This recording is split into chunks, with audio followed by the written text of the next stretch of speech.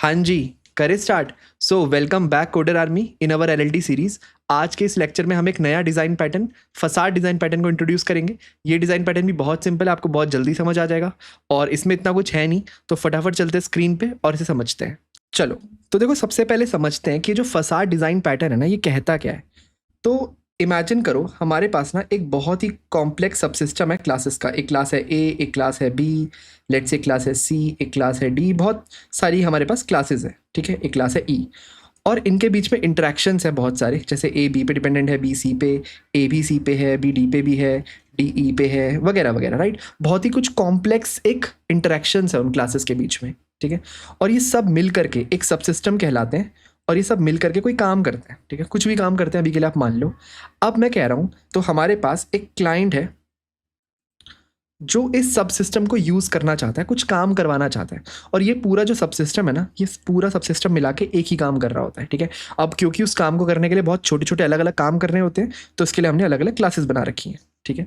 तो ये जो क्लाइंट है ये सब सिस्टम को यूज़ करना चाहता है और हम नहीं चाहते कि क्लाइंट इतने कॉम्प्लेक्स सब सिस्टम से बात करे कि पहले वो ए को कॉल करे, हो सकता है फिर बी को, फिर सी को, वगैरह वगैरह।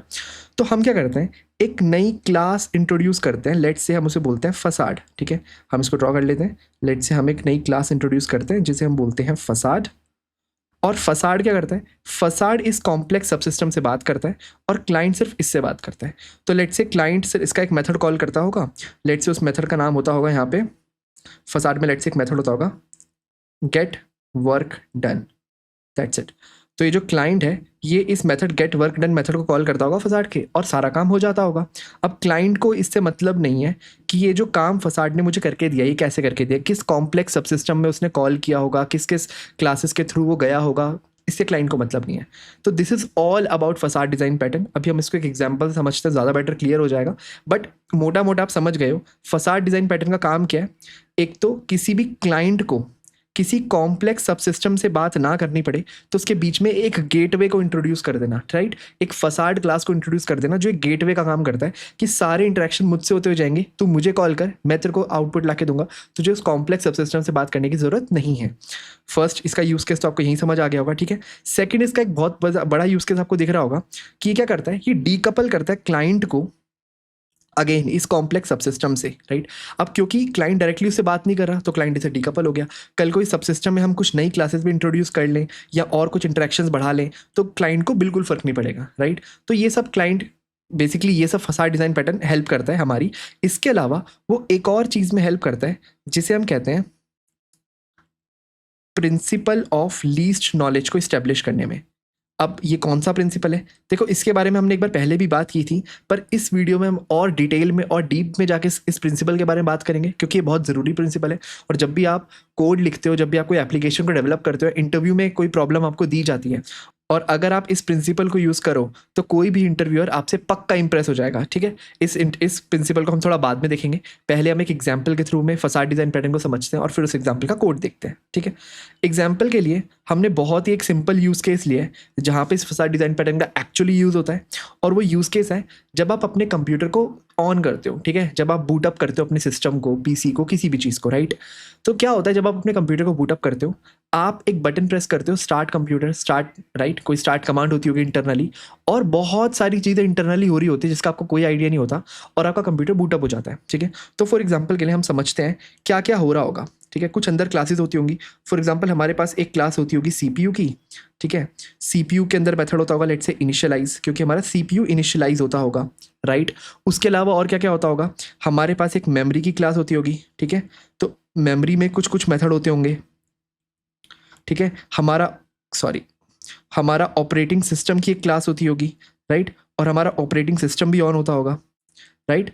इसके अलावा और क्या क्या होता होगा, राइट। हमारे पास बायोस होता है ना। तो हमारे पास बायोस होता है, बायोस बूटअप होता है, तो बायोस भी बूटअप होता होगा। और बायोस को बूटअप होने के लिए सीपीयू भी चाहिए और मेमोरी भी चाहिए, यानी कि पहले सीपीयू और मेमोरी बूटअप होते होंगे, फिर बायोस बूटअप होता होगा, राइट। तो बहुत सारी कॉम्प्लेक्स चीज़ें होती होंगी, बहुत सारे कॉम्प्लेक्स इंट्रैक्शंस होते होंगे और भी बहुत सारी चीज़ें होती होंगी। और ये सब हम बोलते हैं एक सब सिस्टम है, ठीक है। इसके अलावा और भी हम बहुत सारी क्लासेस बना सकते हैं, राइट। मल्टीपल क्लासेस हम बना सकते हैं जो कि होती होंगी बिहाइंड योर बैक। हमारे पास एक क्लास होती होगी हार्ड डिस्क की, राइट। हार्ड डिस्क हमारी स्पिन करना शुरू करती होगी, राइट। क्योंकि जैसे आप बूटअप करोगे हार्ड डिस्क भी स्पिन करेगी। तो ये सब बहुत सारी क्लासेस होती होंगी जो हो रही है, और हम एज अ क्लाइंट हमने बस क्या किया, हम एज अ क्लाइंट हमने एक फसाड को कॉल किया। तो हमारे पास एक फसाड क्लास होती होगी लेट्स से, जिसके पास एक ही मेथड होता होगा let's say start computer. Start computer, तो हमने क्या किया, हमने स्टार्ट कंप्यूटर को कॉल किया और इस स्टार्ट कंप्यूटर ने इंटरनली इस सबसिस्टम से बात की। तो ये एक बहुत ही सिंपल सा एग्जांपल हमने लिया। एक बार इसका क्लीन डायग्राम देख लेते हैं। देखो ये एक क्लीनर डायग्राम है, जो एग्जांपल अभी हमने बात की कि हमारे पास बहुत सारी चीज़ें हो रही होंगी बिहाइंड द बैक। जब हम स्टार्ट कंप्यूटर को कॉल करते होंगे, हमारा CPU इनिशियलाइज होता होगा, हमारी मेमोरी सेल्फ टेस्ट पे जाती होगी, हार्ड ड्राइव स्पिन होती होगी, राइट। हमारे पास पावर सप्लाई होगी जो प्रोवाइड करती होगी पावर को, कूलिंग सिस्टम होगा, ऑपरेटिंग सिस्टम होगा, बायोस होगा, बहुत सारी चीज़ें होंगी। और ये सब बिहाइंड द बैक हो रही है एक क्लाइंट के। और क्लाइंट के पास क्या है, क्लाइंट के पास सिर्फ एक कंप्यूटर फसाड है, ये वाली क्लास कंप्यूटर फसाड। और कंप्यूटर फसाड के पास ये सारी चीज़ें हैं जिनसे इंटरेक्ट कर रहा है, ये सब सिस्टम की सारी चीज़ें, power supply, cooling system, CPU, memory, bio, सब कुछ इस कंप्यूटर फसाड के पास है। और उसके पास एक मेथड है स्टार्ट कंप्यूटर। तो क्लाइंट क्या करता है, इस COMP, ये जो इसके पास कंप्यूटर फसाड का जो एक रेफरेंस है कॉम्प, ये क्या करता है, कॉम्प में स्टार्ट कंप्यूटर को कॉल करता होगा। तो इसके पास भी एक मेथड होगा स्टार्ट कंप्यूटर। अब इसके स्टार्ट कंप्यूटर के अंदर क्या लिखा होगा, सिंपल कॉम्प डॉट स्टार्ट कंप्यूटर। और जब ये जैसे ये स्टार्ट कंप्यूटर कॉल हुआ, इसने क्या किया, इंटरेक्ट किया इस कॉम्प्लिकेटेड सबसिस्टम से और कंप्यूटर स्टार्ट करके क्लाइंट को लाके दे दिया। As simple as that. तो बस आई होप आपको ये समझ आया होगा। बस इतना सा ही है फसाड डिज़ाइन पैटर्न, इसमें और कुछ भी नहीं है। एक बार हम स्टैंडर्ड UML डायग्राम देख लेते हैं कोड देखने से पहले। कोड भी बहुत ही सिंपल होगा, आपको पता है, कुछ भी नहीं है, बस इस सब सिस्टम की सारी क्लासेस होंगी जो क्लाइंट से अनअवेयर होंगी और क्लाइंट बस इस फसाड से बात करता होगा, दैट्स इट। तो एक बार स्टैंडर्ड डायग्राम देख लेते हैं फटाफट। तो देखो ये है standard UML diagram facade design का। हमारे पास क्लाइंट है और उसके पास एक फसाड होता है और एक मेथड होता है एग्जीक्यूट। और इस एग्जीक्यूट मेथड के अंदर क्या होता है, ये फसाड का एग्जीक्यूट मेथड कॉल करता है। और हमारे पास एक फसाड होता है जिसके पास भी एक मेथड होता है एग्जीक्यूट। और वो जो फसाड है वो एक कॉम्प्लेक्स सब सिस्टम से बात करता है। क्लाइंट को नहीं पता इस सब सिस्टम में क्या हो रहा है, क्लाइंट को बस पता है कि मुझे फसाड से बात करनी है, दैट्स इट। चलो फटाफट हम इसका कोड देखते हैं। तो देखो ये है वो कोड। हमने क्या किया, सबसे पहले अलग अलग वो सब सिस्टम्स के क्लासेस बना ली। जैसे हमारे पास पावर सप्लाई है जो पावर ऑन करेगी, राइट। कूलिंग सिस्टम है जो फैन स्टार्ट करेगा, CPU है, CPU अपने आप को इनिशियलाइज करेगा। हमारे पास मेमोरी है जो सेल्फ टेस्ट करेगी, हार्ड ड्राइव है स्पिन अप करेगी, बायोस है, राइट। बायोस क्या कर रहा है, CPU और मेमोरी लेती है और अपने आप को बूटअप करती है, इनिशियलाइज और इस CPU का इनिशियलाइज और मेमोरी का सेल्फ टेस्ट कॉल करके। हमारे पास ऑपरेटिंग सिस्टम है जो लोड होता होगा वगैरह वगैरह। तो ये सारा हमारा ये पूरा का पूरा सब सिस्टम हो गया। और एक बार हमारा सब सिस्टम खत्म हुआ, हमने क्या किया, अपने एक फसाड बना लिया, कंप्यूटर फसाड। उसमें सारे सब सिस्टम की जितनी भी क्लासेस थी उनको यहाँ पे डिक्लेयर कर लिया और हमारे पास एक पब्लिक मेथड दे दिया स्टार्ट कंप्यूटर। तो क्लाइंट जो है सिर्फ स्टार्ट कंप्यूटर को कॉल करेगा और ये क्या करेगा, स्टार्ट कंप्यूटर अलग अलग जो हमारे सब सिस्टम है उसके मेथड्स को कॉल करता रहेगा लाइक दिस, ठीक है। और कंप्यूटर बूटेड सक्सेसफुली। अब हमने क्लाइंट कोड में देखते हैं, हमारा मान लो मेन हमारा क्लाइंट कोड है। हमने क्या किया, कंप्यूटर फसाड का ऑब्जेक्ट लिया कंप्यूटर और computer dot start computer call कर दिया। चलो अब हम फटाफट इसको एक बार रन करके देख लेते हैं। ये देखो स्टार्टिंग कंप्यूटर, हमारे पास सारी जो सब सिस्टम्स की क्लासेस थी वो रन हुई और finally computer booted successfully, that's it. तो this is all about facade design pattern. अब हम बात करते हैं जिसकी हमने स्टार्टिंग में डिस्कस किया था, प्रिंसिपल ऑफ लीस्ट नॉलेज की, ठीक है। देखो प्रिंसिपल ऑफ लीस्ट नॉलेज एक बहुत ही सिंपल रूल है जो कहता है कि लेट्स से आपके पास बहुत सारी क्लासेस हैं। आपके पास एक क्लास है A, ठीक है, आपके पास एक क्लास है B और आपके पास एक क्लास है C। और ये आपस में ऐसे जुड़ी हुई हैं कि A B से लिंक होता है और B C से, मतलब A has B and B has C, ठीक है। अब ये प्रिंसिपल ऑफ लीस्ट नॉलेज ये कहता है कि talk only to your immediate friends. क्या मतलब इसका, कि ये जो हमारे पास क्लास है ना A, ये सिर्फ B के मेथड्स को कॉल करे, राइट, क्योंकि ये इससे डायरेक्टली लिंक है। रादर ये C के मेथड्स को कॉल ना करे। मतलब कभी भी A का कोई मेथड, लेट सपोज A में एक मेथड है हमारे पास M1 और B में एक मेथड बना लेते हैं M2 और C में एक मेथड बना लेते हैं M3।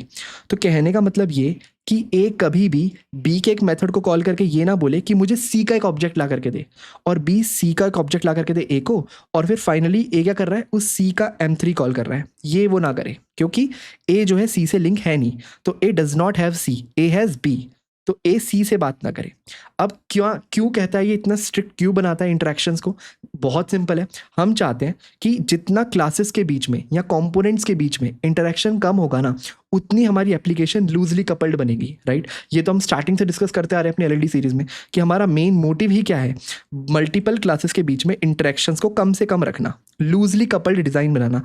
अगर सारी क्लासेस एक दूसरे को कॉल करने लग जाएगी और ये क्लास इसके भी फ्रेंड को कॉल करने लग जाएगी, तो हमारा पूरा का पूरा जो लूजली कपल डिज़ाइन है वो फॉल कर जाएगा, राइट? इसलिए हम ये रूल लेके आते हैं, प्रिंसिपल ऑफ लीस्ट नॉलेज, कि जितना कम से कम जानोगे उतना बेहतर है। एक क्लास को जितना कम पता होगा दूसरी क्लासेस के बारे में, उतना बेहतर हमारा डिज़ाइन बनेगा, ठीक है? ये प्रिंसिपल प्रॉपरली फॉलो हो पाए तो हमारे पास कुछ गाइडलाइंस हैं वन बाय वन। अगर आप उन गाइडलाइंस को फॉलो करते हो अपना डिज़ाइन बनाते हुए, तो आप इस प्रिंसिपल को प्रॉपरली फॉलो करवा पाओगे। अब वो गाइडलाइंस क्या है, चलो उसको देखते हैं। तो ये है वो प्रिंसिपल ऑफ लीस्ट नॉलेज के सारे रूल्स, कि जिसको अगर हम इम्प्लीमेंट करते हैं अपनी एप्लीकेशन में, तो हम इस प्रॉपर डिज़ाइन पैटर्न को, इस प्रॉपर डिज़ाइन प्रिंसिपल को अच्छे से फॉलो कर पाएंगे, ठीक है? अब वो क्या रूल है, हम एक वन बाय वन चलते हैं।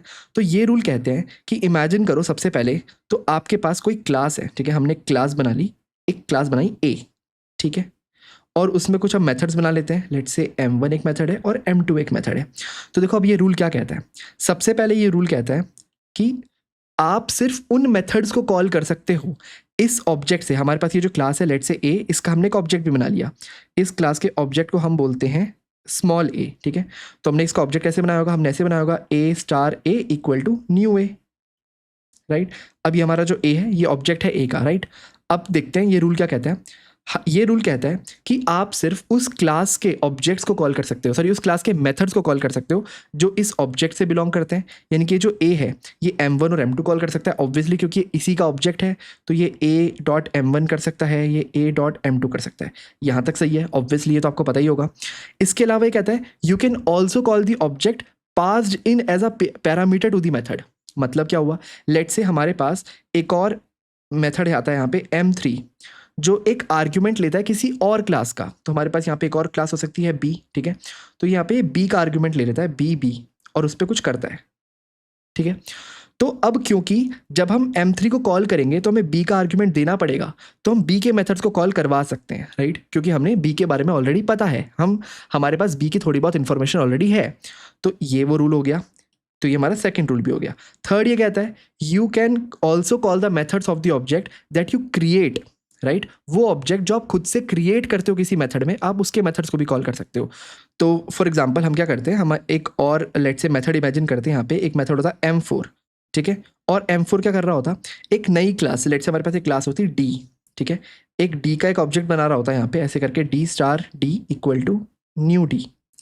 तो अगर यहाँ पे खुद d को डिफाइन कर रहा है ये मेथड, तो आप d के ऑब्जेक्ट्स को भी कॉल कर सकते हो। तो बेसिकली अगर d में कोई मेथड होता है d.m4, हम उसे सीधा कॉल कर लेते हैं यहाँ पे। तो आप ये भी कर सकते थे, ठीक है? तो आपने क्या किया, आपने उसके मेथड्स को भी कॉल कर दिया जो आप खुद ऑब्जेक्ट क्रिएट कर रहे हो, राइट? और फाइनली जो बहुत सिंपल है, आप उन मेथड्स को भी कॉल कर सकते हो, उन ऑब्जेक्ट के मेथड्स को भी कॉल करते हो जिसके साथ इसका हैज़ अ रिलेशनशिप है। तो अगर ए का एक हैज़ अ रिलेशनशिप है एक बी क्लास के साथ, तो और बी क्लास में भी अपने कुछ मेथड्स हैं m3 m4, तो आप इन मेथड्स को भी कॉल कर सकते हो ए के ऑब्जेक्ट के थ्रू। तो ये वो डिज़ाइन प्रिंसिपल पूरा का पूरा कहता है। और ये रूल अगर आपने याद रख लिए, बस 4 रूल है जो कि बहुत सिंपल है। आप इसके खुद के मेथड कॉल करो, आप जो हैज़ अ रिलेशनशिप है सिर्फ उसके मेथड्स कॉल करो, अगर यहाँ पे पैरामीटर में कोई ऑब्जेक्ट पास होता है उसके मेथड कॉल कर सकते हो, और अगर आप खुद को कोई ऑब्जेक्ट बना लेते हो, एक मेथड के अंदर खुद एक ऑब्जेक्ट क्रिएट करते हो, तो आप उसके मेथड कॉल कर सकते हो, बस। तो ये आपको रोक किससे रहा है? अगेन ये आपको बस उससे रोक रहा है कि आप एक ये चीज़ ना करो कि हमारे पास एक क्लास है ए, एक क्लास है बी और एक क्लास है सी, और आपका लिंक सिर्फ ए से बी का है और आप सी के मेथड्स को कॉल कर रहे हो बी को कह के। ये बहुत गलत है।